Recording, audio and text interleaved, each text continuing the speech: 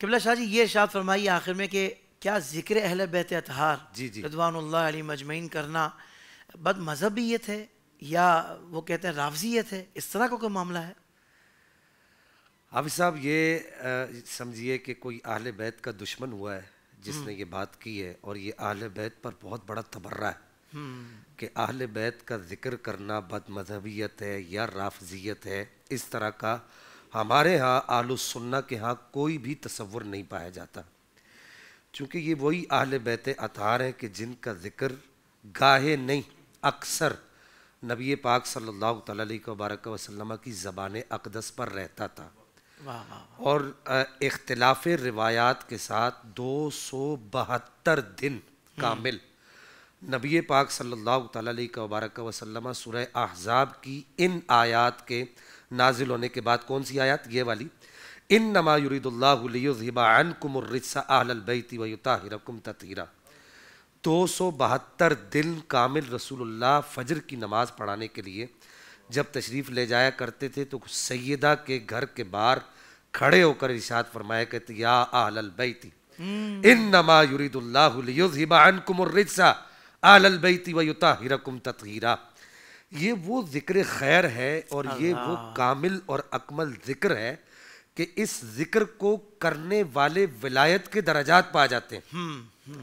یہ وہ ذکر ہے کہ جس ذکر کو میری اماں پاک کا جو ذکر خیر ہے، سیدہ پاک کا ذکر ہے، بلکہ میں تو اس سے آگے بڑھ کر یہ بات کہنے کا حقدار رہوں گا، اور اس میں کوئی مبالغہ آرائی نہیں ہے کہ سیدہ پاک رضی اللہ تعالیٰ عنہ و ارضاہ عنہ کا ذکر خیر کرنا تو بڑی نعمت ہے.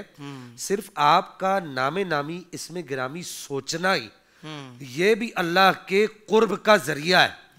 مولا کائنات مولا علی کرم اللہ تعالی کریم کا ذکر خیر سوچنا ہی، صرف سوچنا، یہ بھی اللہ کے قرب کا ذریعہ ہے. کیا بات ہے! حسنین کریمین کا سوچنا ہی اتنا بھی ہو جائے. اگر اس سے بڑھ کر آگے بات کی جائے کہ صرف کوئی آدمی ہے اور وہ اہل بیت کا ذکر کر رہا ہے، اور ابھی آپ کے چہرے پر مسکراہٹ آ رہی، شاہ جی کے چہرے پر مسکراہٹ آ رہی، یہ نعت خواہ حضرات بیٹھے ان کے چہرے پر مسکراہٹ آ رہی، پیچھے ہمارے یہاں کیمرے کے پیچھے کچھ لوگ بیٹھ رہے ہیں، جیسے جیسے میں نام لے رہا ہوں اہل بیت کا، ان سب کے چہرے آپ کو کھل کھلاتے ہوئے نظر آ رہے ہیں.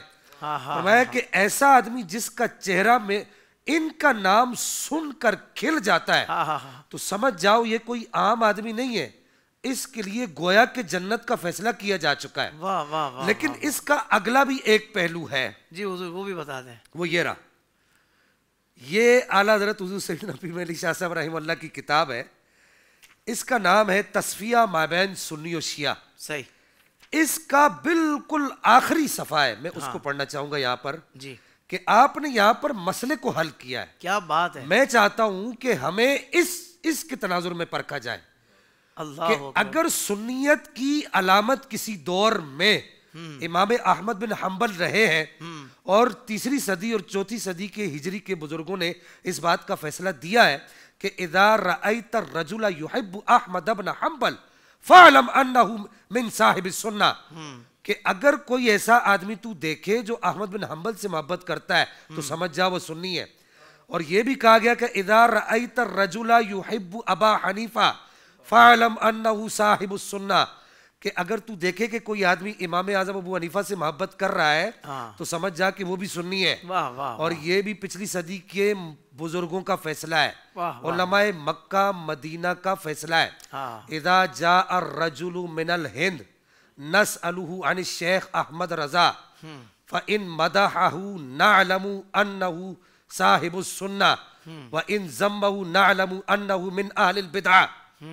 کہ اگر کوئی ہندوستان سے آتا ہے، یہ میں عام لوگوں کی بات نہیں کر رہا، میں سید مغربی جو مدینے کے رئیس ہیں علماء کے اس وقت کے، ان کی بات کر. انہوں نے کہا کہ اگر ہندوستان سے کوئی آدمی آتا ہے نا، ہم اس کو پرکھنے کے لیے کسوٹی کے طور پہ احمد رضا کو پیش کرتے ہیں. اللہ اکبر! واہ واہ واہ واہ واہ! اگر احمد رضا کا چاہنے والا ہوتا ہے تو سمجھ جاتے ہیں سنی ہے. کیا بات ہے! اور اگر احمد رضا کا چاہنے والا نہیں ہوتا تو سمجھ جاتے ہیں سنی نہیں ہے. بعض لوگوں کو یہاں پریشانی ہوتی ہے، یار اعلیٰ حضرت اعلیٰ حضرت اعلیٰ حضرت تم لوگ یہ گردان پڑھتے رہتے ہو.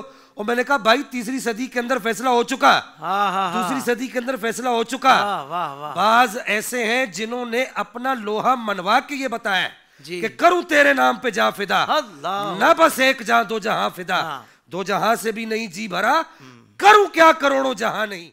سوشل میڈیا پر اسلام کی صحیح تعلیمات جاننے کے لیے ابھی حافظ سائر قادری کا نیا YouTube channel Islamic digital studio subscribe کر لیں, اور ہاں نوٹیفیکیشن بیل آئیکن کو بھی پریس کر لیں تاکہ ہماری نئی ویڈیوز آپ تک بر وقت پہنچ سکے.